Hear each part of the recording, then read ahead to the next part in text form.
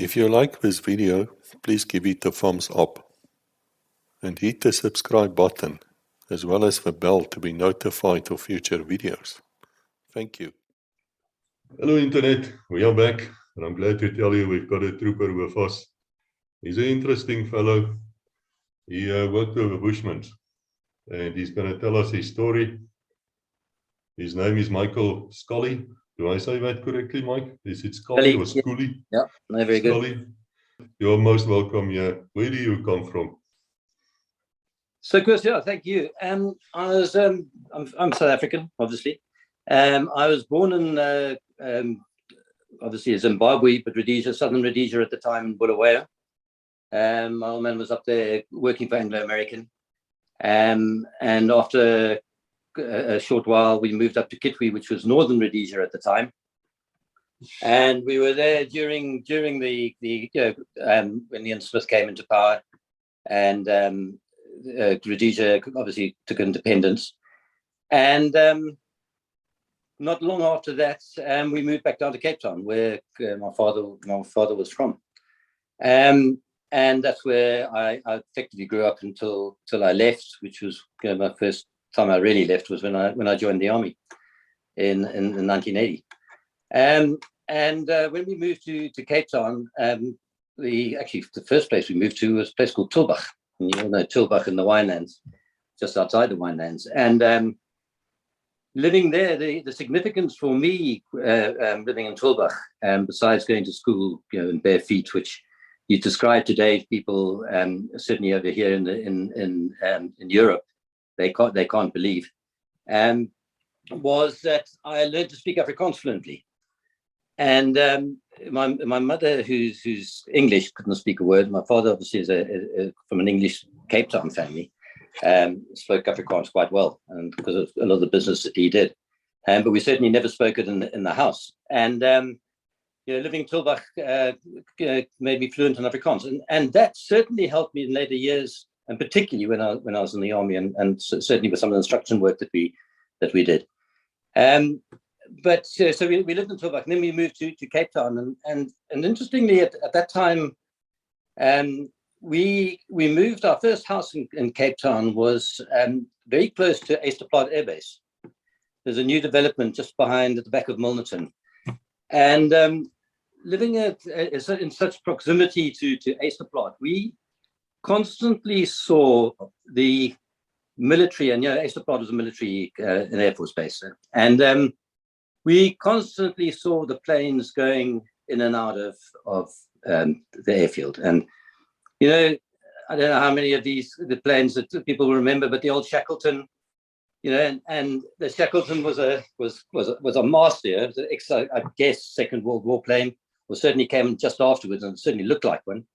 And the Albatross, the Impalas, obviously the Allos which were coming in, the old Harvard, the trainers were coming in, and obviously the Mirages. The Mirages not often. Occasionally they'd come in, and certainly whenever we had the air shows, I think every couple of years they did an air show in at Easterplaat.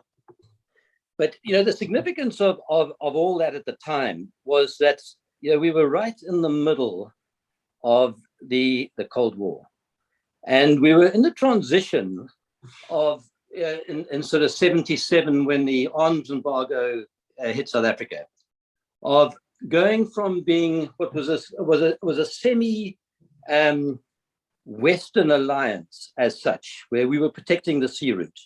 And those days was before the Suez Canal had been opened, and at the time, my father had his own business, or he worked for someone, then he started his own business with a plant hire company. And he used to spend a lot of time putting plant generators alongside ships in Cape Town Harbour, which were coming in for repairs. And I used to go down with him a lot in those days, and we're talking about now the sort of early 70s and mid 70s. And at that time, and I remember, you could go up to Signal Hill, or you could overlook Table Bay, and you would see 100, 120, 150 ships all anchored off. And these ships were, they couldn't go through the Suez Canal. It hadn't reopened yet. The large tankers anyway would always go around the Cape because for a long time they couldn't go through. And I don't know, even nowadays, how many of the really large ones are able to go through the canal. So, we were right at the heart of a very, very strategic period and in the Cape. And we were certainly very aware of it, only because obviously I used to go down to the harbour, and I don't know if you ever went to Cape Town Harbour in those days. I can remember all the steam trains shuttling backwards and forwards with, where they were taking grain off the ships, or coal off the ships, or whatever it is. This was obviously pre-containerization. And Cape Town was the real hub because of the whole infrastructure around supply, repair, looking after these ships that were all coming around the Cape.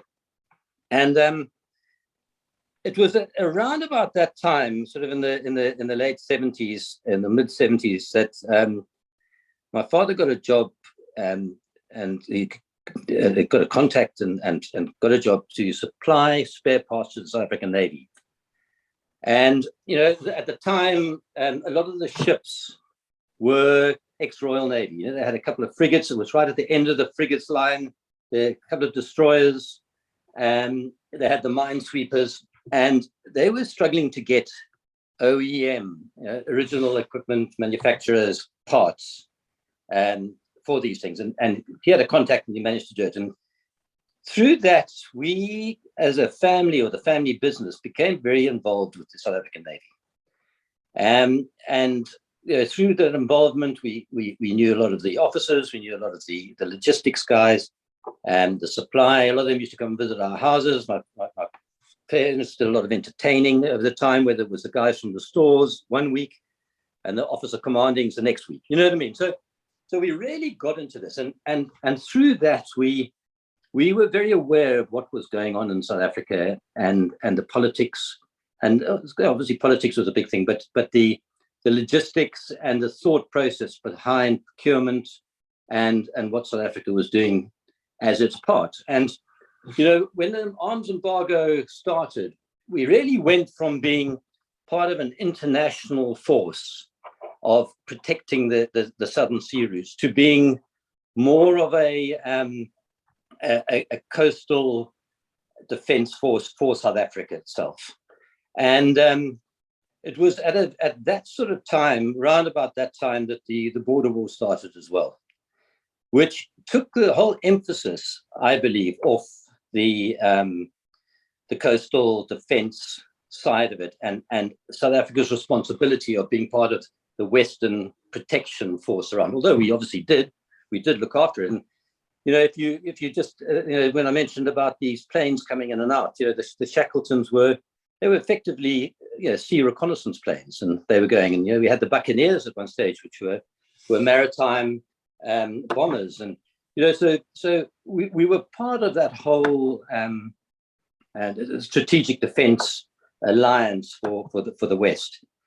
And the sort of Southern Africa had just gone through this, had passed the sort of Portuguese stage of wanting to create almost a Southern African thing, because they were in Angola and they were Mozambique, to the Russian obviously wanting to create effectively what the Portuguese have tried to create. And hence, obviously, we've been doing work with Rhodesia in Mozambique, and then I say our Bush war started. But getting back into the arms corps business that we were part of, and we built that up, and as we started supplying more and more, we started getting into the logistics side of this of Simonstown. And I don't know if it was because of or coincided with in 1982 when the sinking of the President Kruger. I don't know if you remember that. It was obviously quite a tragic thing. And again, when you were in the Navy circles, any of these tragedies you became part of in some way or another, only because of, everyone knew someone who had either been on the ship. And it was a tragedy. And it was the President's Day. They were doing a maneuver. It was involving submarines. and they were doing a maneuver, and one of the ships didn't turn around at the right angle that they should have, or whatever. But when the whole inquiry came out into the sinking of the ship, one of the aspects that did come out was that it was believed that equipment failure had been partly to blame. It was predominantly human blame, but equipment had been. And one of those was that they had two radar systems on it. And one of the radar systems, which is the one that they could see the furthest from them, would have actually picked up if they'd been at the wrong angles. It wasn't working. And as I say, I don't know if it was because of that, but it was certainly just after that the family firm as such was contracted to do a lot of the logistics and supply logistics and configuration management, the life cycle management of various sections of the Navy. And I seem to remember, and obviously I wasn't that involved, but certainly they were involved with the submarines, they were involved with the strike craft, they were involved with transport sections. And, and I remember my father saying to me at the time, and it was quite, and I'll never forget it, he said to me, he said, one thing about the Afrikaner is that he is absolutely steadfast on maintaining his assets, and they were. And South Africa, if you look at the amount of money that was spent from the defense budget on the roads, for example, now it was obviously strategic in order to move goods to wherever they needed to be at strategic times. You had to look at the Air Force and the Navy, which had always sort of been become fairly secondary. In the past, it had probably been far more part of that whole strategic defense alliance as such, had become, they'd stopped spending money. And I think those old frigates and the destroyers which they had, they'd basically put to bed. I know they were meant to buy some French corvettes, which were going to replace those, and then they never came. And as I say, so cutting a long story short, he became a part of this whole life cycle management of all these departments. And configuration management at the time was a major part of logistics, on the basis that we'd gone into an arms embargo, and you just couldn't get new equipment.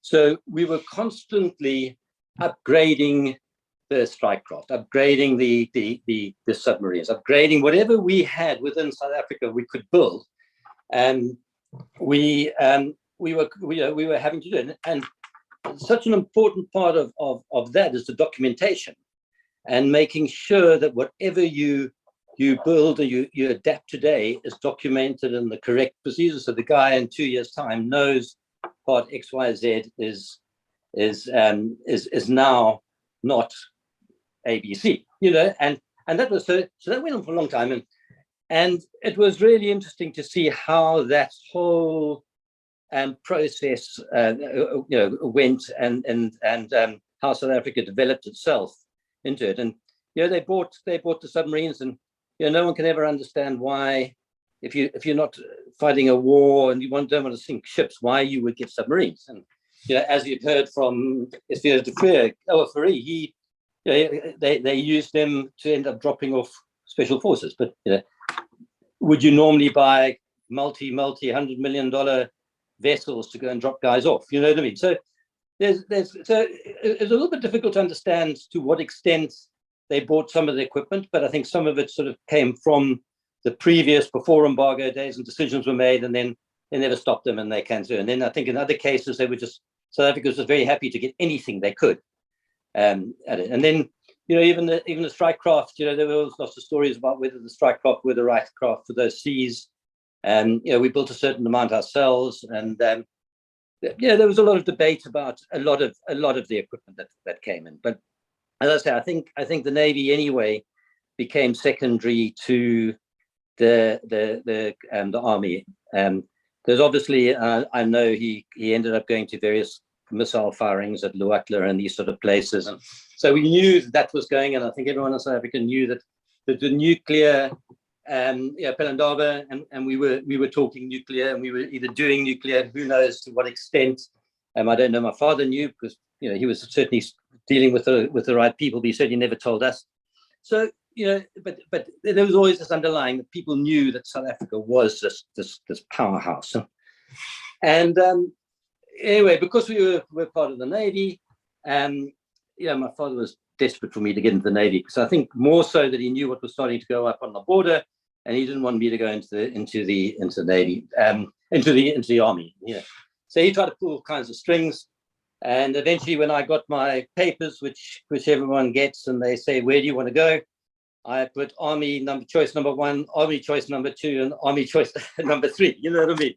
And it's just one of those things. And I then got pushed into going to UCT to study law, and I applied eventually, and I got it. But a week before having to go, I had to make a decision where I did the Army, or I went to UCT. And I chose UCT. I chose Army. I just wasn't. And it was the right decision. I would never have probably stuck it out. It was not my game. And I think you've got, at least I think I knew at the time.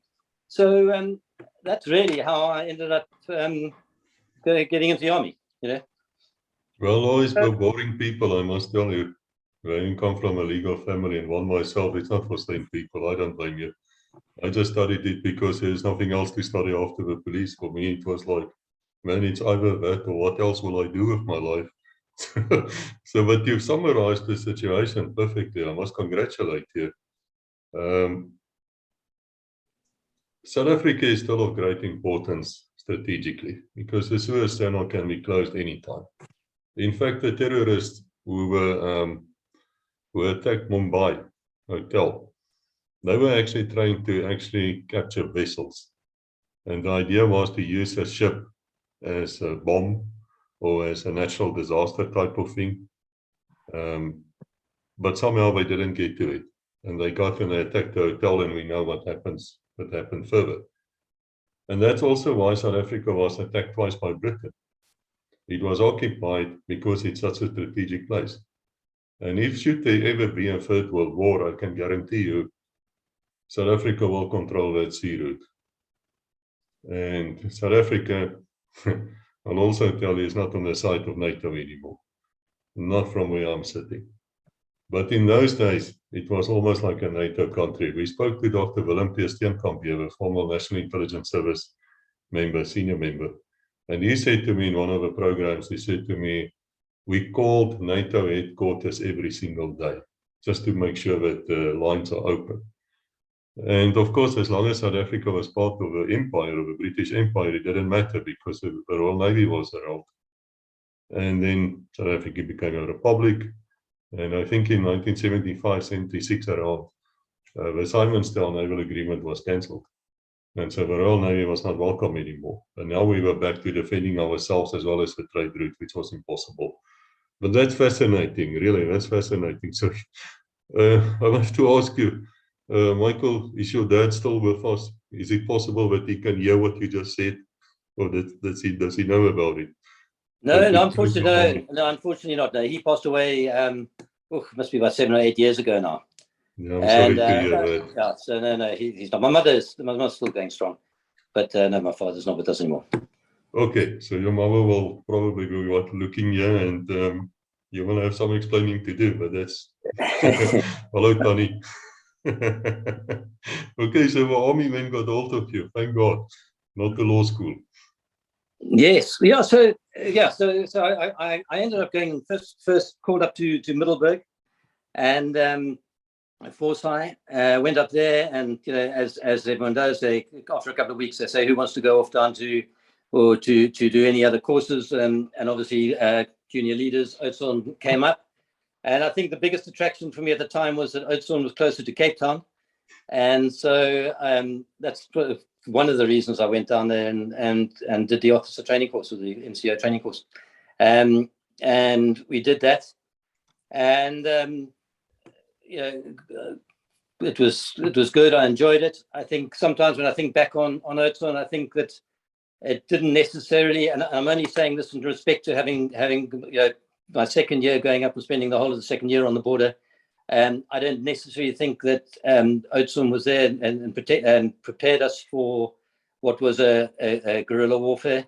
I think Oatsum was far too orientated to Conventional. Warfare, and they only had to have learned what was going on in Rhodesia. And I spoke to and we worked with people when I was on because obviously the Rhodesian War had finished by the time we went up there. There were a lot of people that we were mixing with from Rhodesia, and I could call it Zimbabwe from now onwards. And they were, I think there's a tremendous amount more that we could have learned, but it was a different game completely. And I think it was so the South African War up there was very much an external war, which is probably why they did so much, because of the so much of it was using the armored brigades. But Oatsum was good, and I think obviously they were preparing us for any eventuality. And leadership is leadership, and you're taught to think and make decisions on the hoof as such. So I had a really good time there. And then as we did, we were sent up to the border for 3 months of operational training and operations. And we did our first couple of weeks of orientation, and then we were sent out on patrol. And and we had quite an eventful one. Certainly the first patrol of ours was quite eventful, on the basis that I think we'd only been out for about 2 days when, and the box formation, they're all in the box formation, the 30 guys, you've got your mortarists, you've got your 3 sections, and we were going forward, and I certainly didn't see them, but someone out of the platoon saw a group of terrorists, and we didn't know incoming, so it was not, but the chase started, and we presumed they were because they ran, Anyway, we chased them, and this was our second day patrol, so it was quite exciting. It was obviously the adrenaline was flowing, and we went on, and eventually we sort of started getting to nightfall. We called in the gunship, and the gunship was literally sitting in front of us, and we'd had someone, because obviously we were new to it. We'd had someone who was doing the tracking with us, by chance. I mean, maybe all the platoons had a tracker with them on those first initial patrols.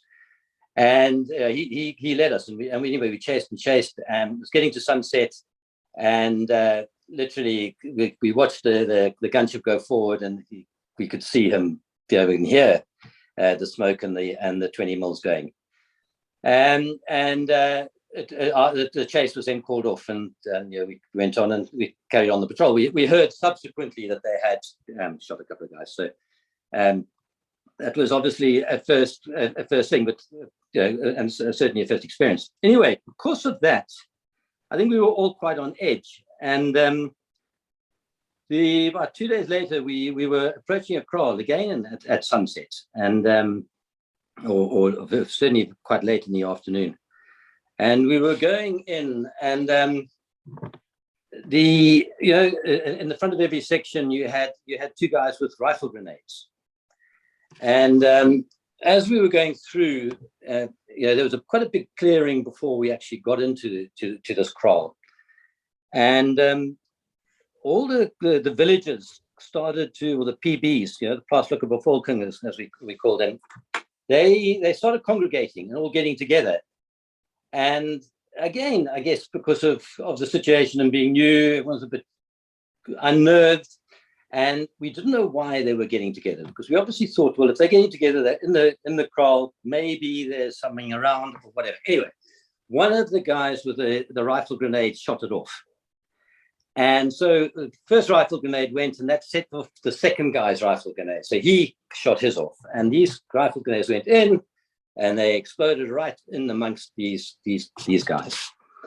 Anyway, we obviously all took formation to go through and do our fire and movement and everything, and very luckily, I presume through good training and certainly the fact that there was no incoming and whatever it is, everyone realized that something, that there wasn't a contact, and the contact wasn't initiated, but we had just gone and put 2 rifle grenades amongst a whole village of PBs, And so anyway, we went into it. We got hold of the, we managed to find out who the headman was. We got the medics onto it. We had generally, I think we only had one medic, but we all had a certain amount of training. I think we'd injured, certainly I think there were about 12 people who had quite big shrapnel wounds, but 6 of them were severe. And literally those are obviously the closest to it. And anyway, we called in to HQ, and we asked them if we could get a casevac in, but they wouldn't send. Again, it was the time of the night, and wherever it was, and they said, "Look, there's no ways we can send anyone in there. That you're either going to have to sit it out the night, or you're going to have to carry these guys in." So we obviously, the 5 was 5. It was 5 or 6. I can't remember exactly, but it's quite a long time ago now. Were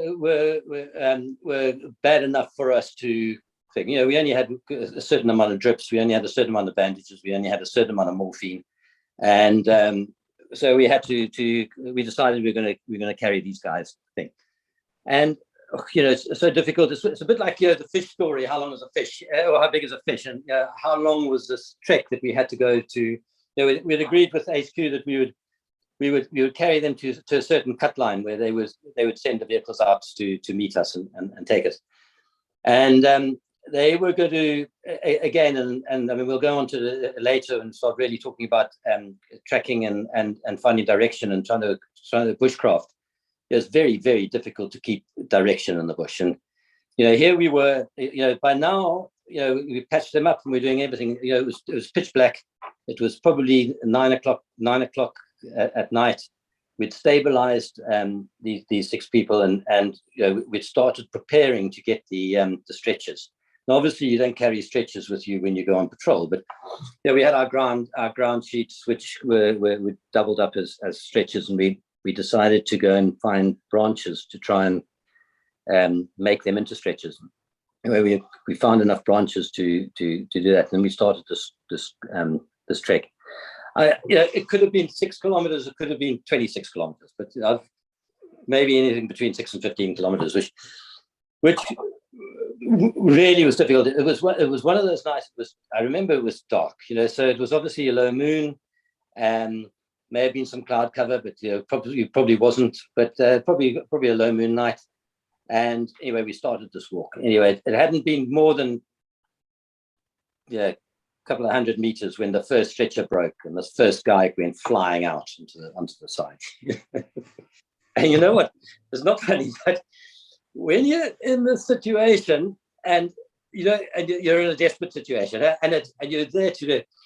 And one broke, and then we would walk, and then the next one would break, and we get them on, and then you go, and then someone going, you're 5 or 6 of these stretchers like that, and you've got 30 guys, and you've got 6 on a stretcher. You don't have many rotations, and you're carrying 30 to 40 kilos.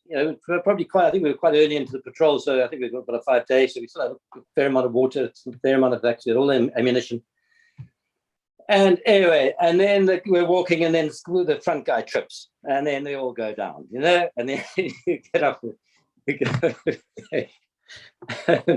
Oh, it was an awful night. I think it was probably easily the worst night, and but it is amazing that how humor comes out, and when the comments start coming. But it builds spirit, and we were going to get these guys. Whatever happened, we were going to get them. We were going to save them, and we were taking them in. And anyway, we eventually, I think at about 2 o'clock, 3 o'clock in the morning, we managed to get to the thing. And as I say, the main base they'd been sending up 1,000-foot flares for us. So, we in the horizon we were keeping an idea of our direction. We went in. And, anyway, it was just one of those nights that you'll always remember. And anyway, we got them in, and they were all safely saved and taken back. And hopefully the army gave all kinds of compensation to the village and apologized profusely. I think the hearts and minds of the local population who we did try and look after, and they knew that we were there to protect them, and I think in the whole of certainly when Kavango, when most of the operational experience I had was that they appreciated what we did and how we did it. So it was one of those really, really nasty incidences. But as I say, we saved them, we took them, we got them there, and we were quite proud of it. You know what I mean? In the end of the day. I must say, it reminds me a bit of those carry-on movies, but it's serious. I mean, when we laugh here, what else can you do? You know, sometimes you just got to grin. I'm sure we were compensated. I don't know if any of your viewers have ever watched Dad's Army, but you know, it could have almost have been. It could have been a Dad's Army, you know. And anyway, I say none of them were life-threatening, and we got them back. So it was good, but it was certainly a night to remember. And and so that was the main go we did there, and then back and we passed out in with our rank, and I became an NCO corporal, and was in. They have a selection day as to where you're going to go, and again, the reason I'd gone to Army was to go into the border, and I wanted to go to the border. So, a lot of the guys went and trained. They went to the various, 4-side, 5-side, 6-side, 7-side, whatever the sides were, and then or stayed at Oudtshoorn and trained. And others like I, went up to the border to it, and so we were sent up to the training team in Rundu, with the intention of training all the campers who came up. So every 3 months, people had to go from the civilian force had to go up and do their 3 months of camps. And so our job was to train these guys and latest methods, what the new threats were, the new ways that the terrorists were operating. Do a lot of the old basic stuff, which a lot of them had knew. Some of them had been there the year before, 2 years before. Some of them were well experienced. A lot of them had done externals over their time. A lot of them had probably been in the big push 70, 77, 78, 79. And this is now 81. So, we learned from them, and they certainly, we like to think that they learned from us. And so, we trained. I remember at times we had guys coming out to us from America. We had guys who'd been Vietnam commanders or generals or whatever it is, and to see how we were doing it, what the latest methods that we were using to counter and surge, and a lot of it was a fire movement, and then and how you respond to ambushes and attacks, and how you lay up TBs at night and protect yourself.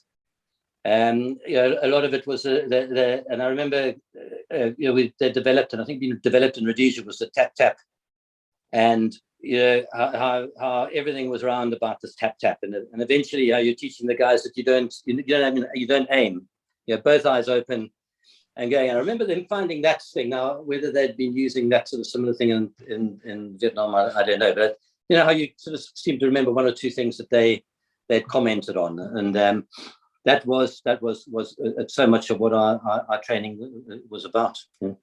It was one of the most fascinating things I had, because I have yet to meet any American Special Forces member who actually knows what the double tap is. And I find that absolutely shocking. And so I traced it back in some of my books, and it comes from SOE, from a Special Operations Executive.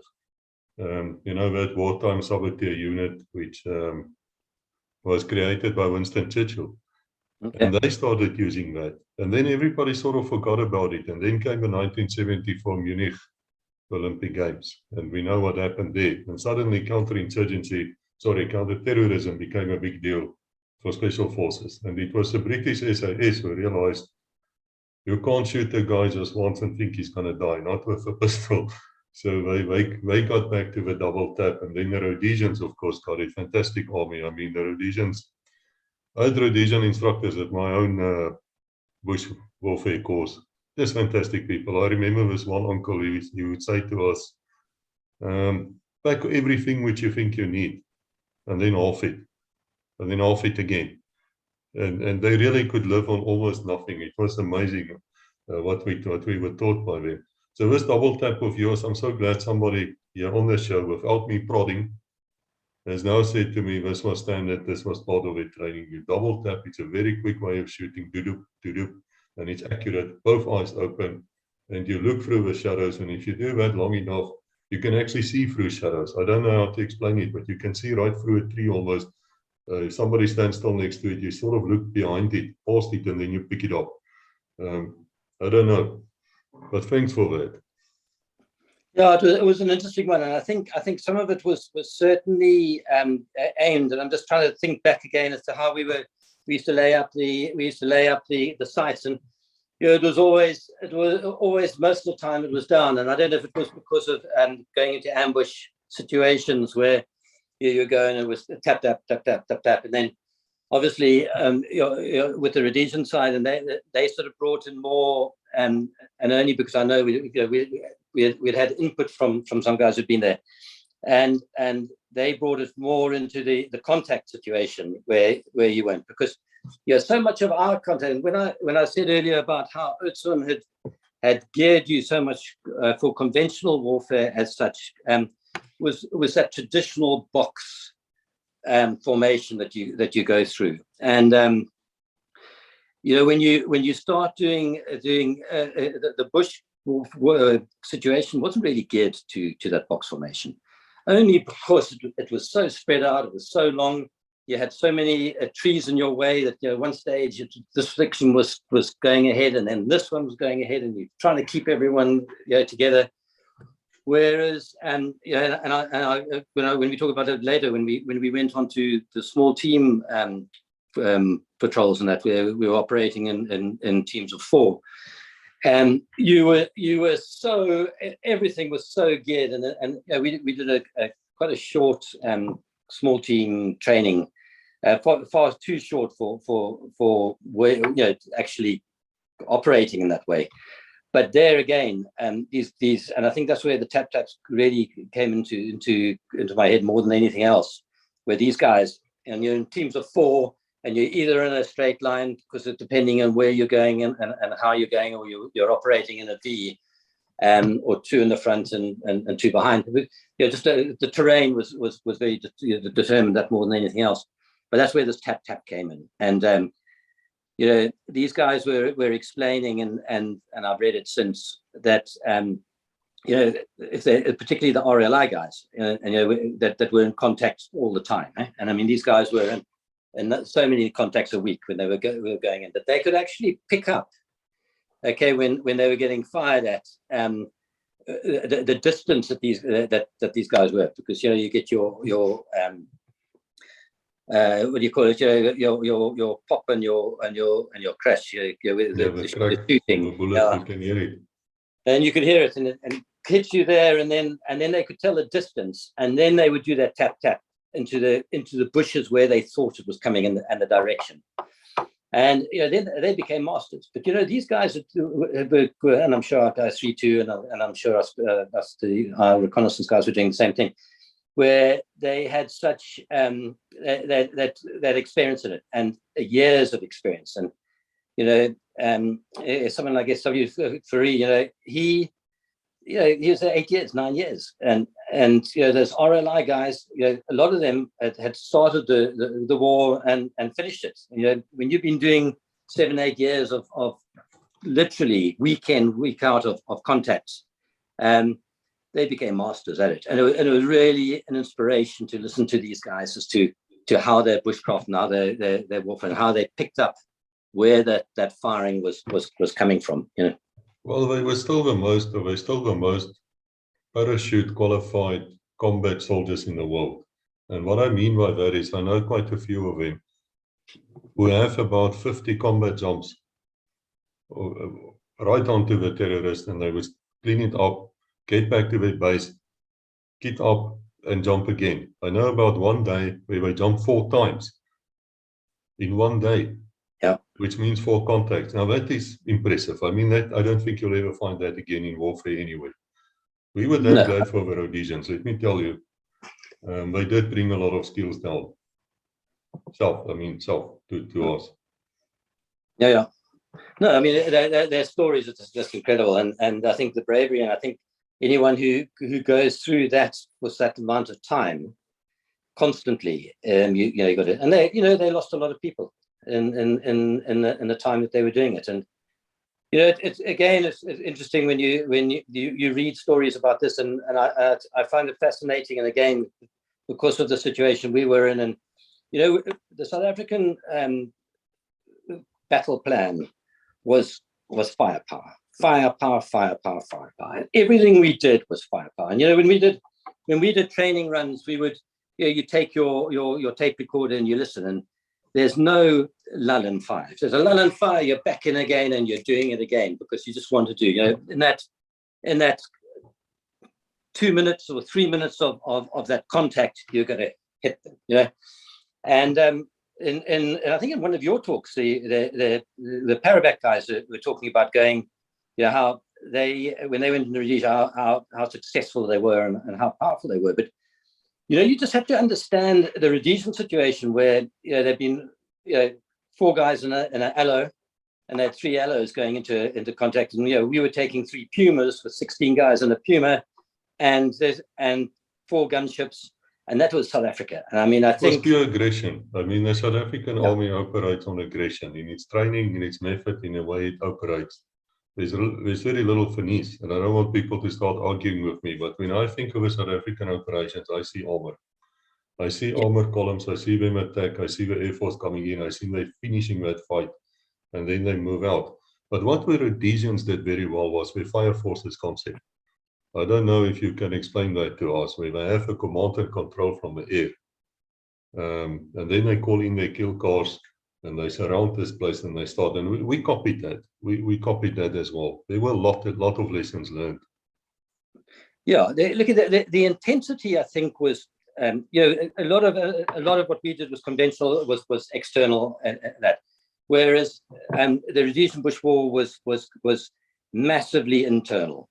And they had the huge external as well, don't get me wrong, but their internal, I think, was far, far bigger than our internal ever was. And as I say, they're dealing with mostly permanent force guys or people who certainly had done a long time.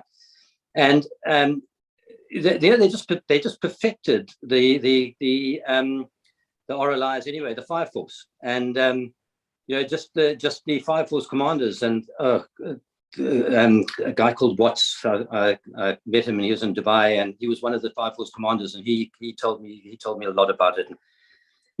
And so much of it was about the wind and the direction of coming in, and how they'd been called in, and very often they'd been called in by the Zulu scouts because of the pseudo ops, and so then they were the guys who were coming in and doing the attacks and the fights.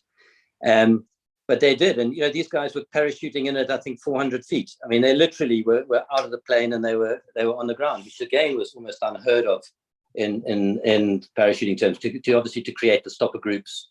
And as I said, the intensity was thing. But I think when particularly near the end of that war, you've got war fatigue. They've lost a lot of people, and everything you do is about maintaining. Because remember, they were on severe sanctions. They had no money. They couldn't waste ammunition, not like us. I mean, I'm still deaf because of it, because of the amount of firepower we used to give in training. I mean, we shot everything. I mean, bazookas even. We never wore any guards, but we went through ammunition, and we could, because that was the game. But it was all about firepower. Whereas they were struggling on what they had. So, it's just an interesting scenario, and particularly people interested in war thing. I can tell you a story. I don't know if you know it, but at one stage, one of the fighter squadrons came down south, and they started flying the Mirage 3, which of course they had their hunters, and the Mirage was a much more advanced aircraft, much quicker, not really suitable for Africa, to be honest, but again, I don't want to step on toes here. And one of the Rhodesian pilots then figured out there was something wrong with the computer on this thing, on the Mirage, and they fixed it. Now that, to me, summarized the Rhodesian Armed Forces. Go and fix it. Don't call headquarters. Don't go and ask London. Just go and do it. And I think a lot amount of that we tried to do in South Africa as well, and we did in certain ways. In other ways, we didn't. Lots of respect to those people. I know that when we were talking to James Taitger, the RSM Special Forces, there was one female who was actually very angry with him for something he said about the Rhodesian SAS when they came south and they were taken into South African Special Forces. But I really think, and I say this with respect, if you're listening here, just go and listen to what he said again. He wasn't trying to be funny or annoying or anything. He was just stating his opinion. And I don't want to, it's an interesting thing. Just yesterday we recorded the last episode of General Borman, the former officer, or General Officer commanding Special Forces Brigade. And before I could even ask a question, he says to me, you don't ask me who's the best, because I'm telling you, every Special Forces in their own country would be the best. And the rest of us were trying to catch up. He said something like that. And I know there's this other channel, I really admire it, the Rhodesian one as well. We're not in competition with each other, really not. So these people who become very patriotic and they say we the best, and no, we the best, let's just let that go, in my opinion. Yeah, no, I look at it, there isn't, and it's every courses for courses in every environment. And you know, if you look at a lot of the strategy that came to us, came to us via Rhodesia, and some of their strategy had come via Malaysia. You know, where the British had done, so certainly the pseudo ops had been in Malaysia. They'd also perfected in Africa with the Mau Mau's in Kenya, and Ron Reed Daly apparently, you know, he followed a lot of the doctrine, and then obviously then got adapted to the Rhodesian situation, then came through to us. And I think, you know, we spent we mentioned it quite a lot now, but I think it was just such a probably an important learning curve for South Africa. And when you again, with some of your programs, you realize how many of the guys had operated in Rhodesia over that time, whether it was in Mozambique or directly with the Rhodesians. I think a lot of it was in Mozambique for them as support. So, you know, a lot of those tactics were brought through, with the firepower, as we say. And you know, interestingly, a number of years ago, I went to the World Cup or the European Cup finals in Kiev, in Ukraine, and I went up to the War Memorial, and they've got a whole room dedicated to Angola. And I was absolutely shocked at the number of pictures, little pictures everywhere of the guy, just from the Ukraine, not Russia, not Cuba, not anyone else, or any of the other states. I mean, the Ukrainian guys had lost their lives there. And I think, I don't think it's never been publicized. I don't think many figures have been publicized, but I don't think, I think these guys realized that they had a different battle on their hands against South Africa than they ever thought they would have. Well, it's not commonly known, but I do know that a lot of foreigners, as we call anybody who's not South African, and we call it without disrespect, it's just a way of classifying people. A lot of foreigners are looking at this show and they don't know the history, and they shouldn't. I mean, you should know your own history. But it's a fact of life that South Africa kept the Cubans and the Russians and the East Germans so busy inside Angola during the 80s that it hugely contributed to the fall of the Soviet Union. And because we were doing that as well, even if it was by chance, they couldn't really supply Afghanistan as well. Now they had 2 combat theaters and they couldn't do both. And a lot of people don't know that. Also, with the Mau Mau movement, the South African police force, from which I come, actually had members during the Mau Mau rebellion inside Kenya, and they were studying that. And then, of course, the South African police counterinsurgency units were inside Rhodesia about 10, 12 years before the national servicemen in the army started engaging regularly, what we call terrorists. So there's a lot of experience there. But I wrote a book on my own name, actually, where I looked at the different operations from Mau Mau through Rhodesia and in South Africa. And it was fascinating to me because they kept using the same tactics. What they used in Vietnam, with the invasion from North Vietnam down into South Vietnam in the 75, I think, that's where that fellow, Bat 21, got shot down, was the same tactics as what they used against Israel when they attacked Israel the year before with Yom Kippur. And would you believe in the Rhodesian scenario, the Zipra fellows were also thinking about the same type of thing. They do an armored thrust down into Rhodesia and they see if they can defeat them like that. And that is the entire story on what happened then and what didn't happen. The difference, I think, between the two wars, the South African one and the Rhodesian one, is the terrorists, as we call them now, or them, now they were members of parliament, they never really went for the rural areas. They were fighting their wars inside the townships, the black areas, as well as in the cities. They were doing the terrorism thing, which we would classify as counter-terrorism. Well, in the Rhodesian one had that as well. There were bomb explosions, but they were more onto the counter-insurgency, where you're in the veld, in the bush, where you chase each other. And for us in Angola and the Wambuland, it was at the time low intensity, then it became high intensity, and then it became low again. So it was a totally different thing, but it was the same skills. Now I have to ask you, when you walk that first patrol, what goes through your mind? I mean, you're 18, 19 years old. You're really not that experienced as a soldier, and you know that you're using live ammunition. You know that there's people wanting to kill you. You know what? I think we were so, you know, we just gone through 9 months of training, and you actually were there for a contact. You know, you wanted that contact.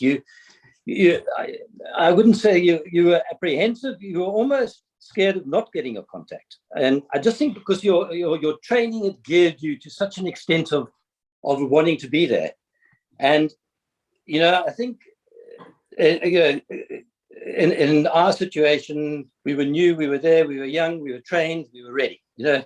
And yeah, it was thing. And I think, you know, talking about the secondary reaction 2 days later was a negative, a bad reaction to the first day or the first thing where we'd apparently seen these terrorists who started the chase. Well, I presume the guys who the gunship had shot were terrorists. And yeah, and on then we were on edge, you know, because now we knew that there's potential action out there, and you know, Ovambo was the at that time, I think it was throughout the whole war, was if there was going to be action, most of it was there, yeah, I think you're ready for it, and you know, it's the guys who've been in them for a long time, you know, they probably don't want to or have been through it enough times. But with us, we were new, so we were eager.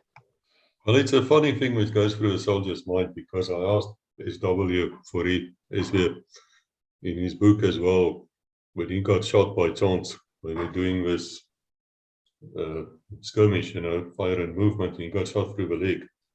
And his first idea was something like, I really don't want to die as a virgin. Now, we all laughed about that. But the fact is, the young men who were there were not that experienced in life, and they were out there doing their jobs. It's really, when I look back and I see the youngsters, the pictures on how young we were, it's really funny. It's a funny feeling which comes through you.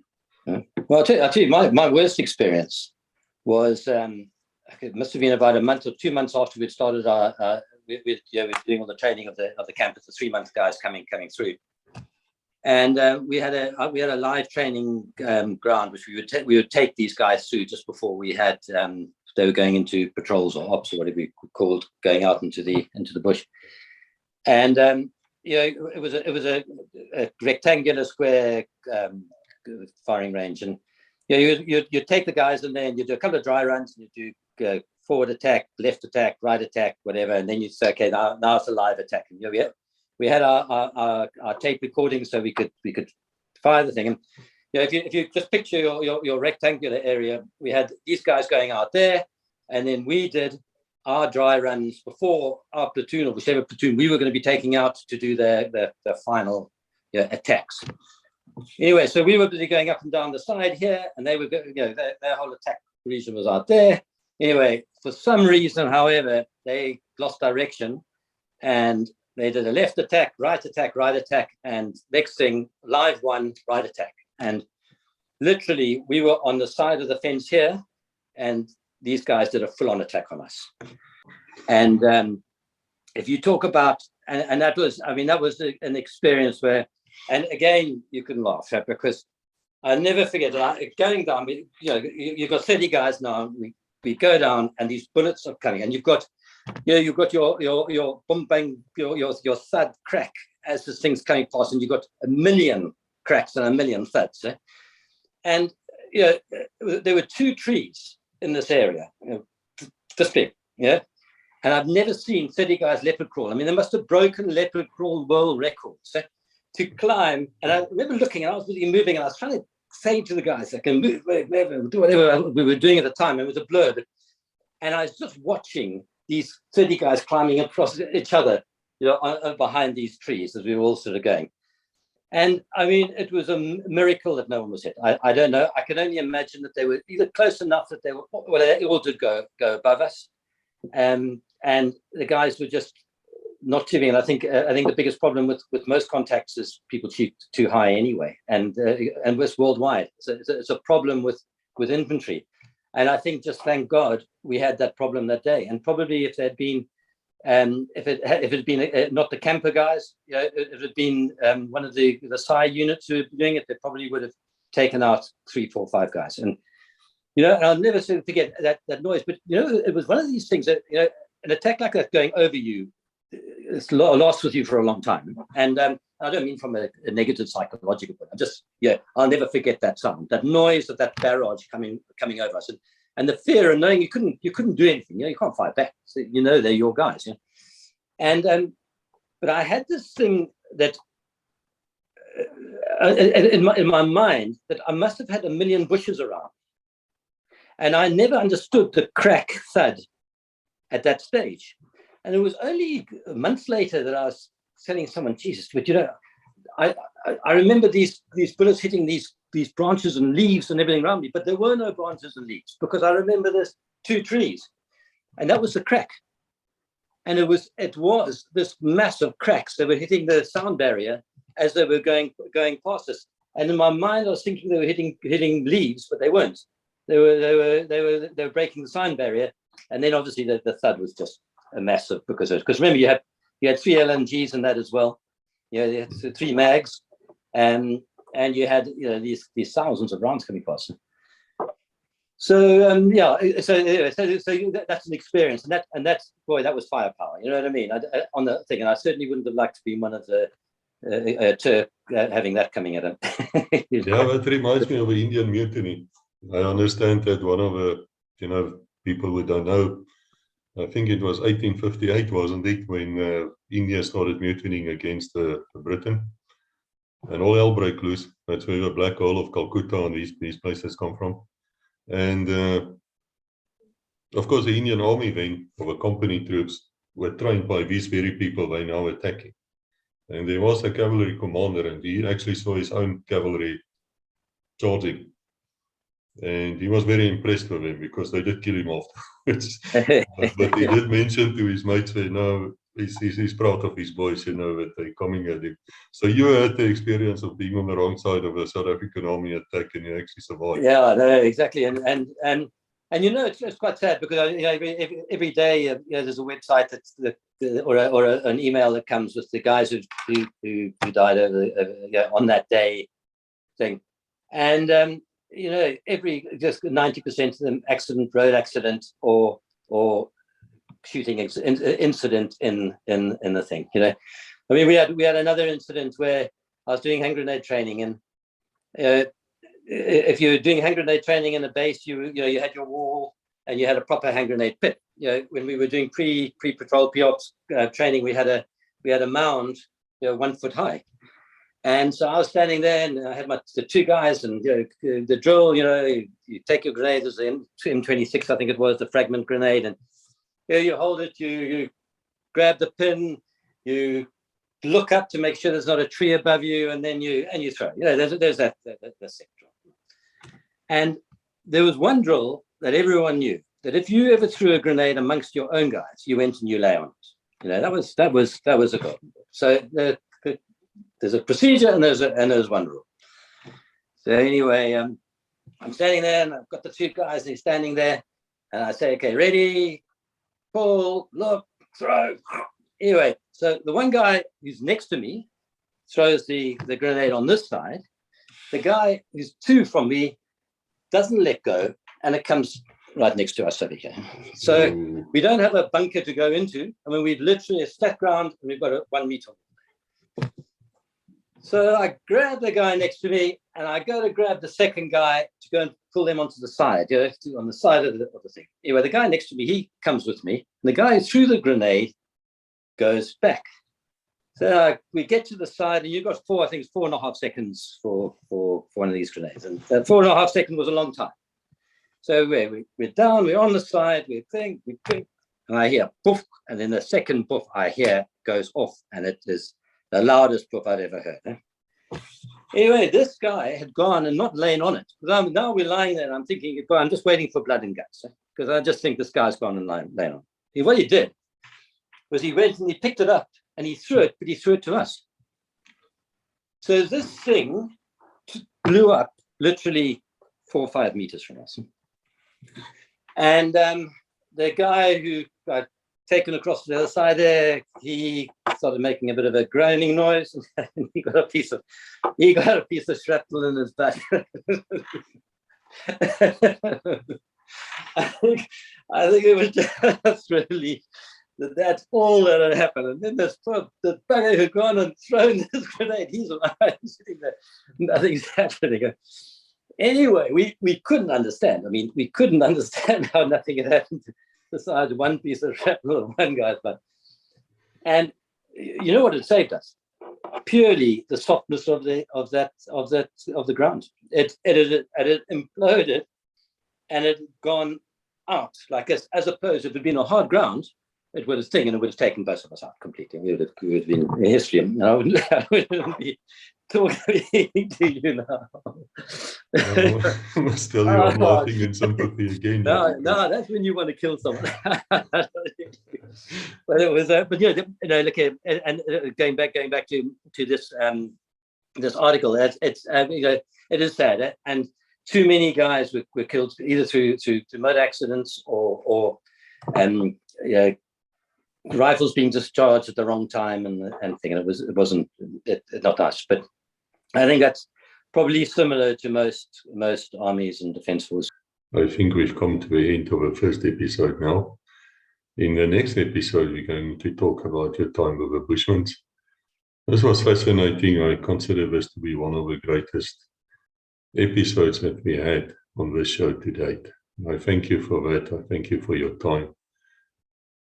To all of you out there, thank you for listening here. Thank you for coming to the end, to listen straight through. We are grateful for you. We are grateful for your comments. And to all of you who wrote to me, thank you for that. Look in your spam box. I usually almost always reply. And I wish to extend this invitation, as I do with every episode. Your story is important.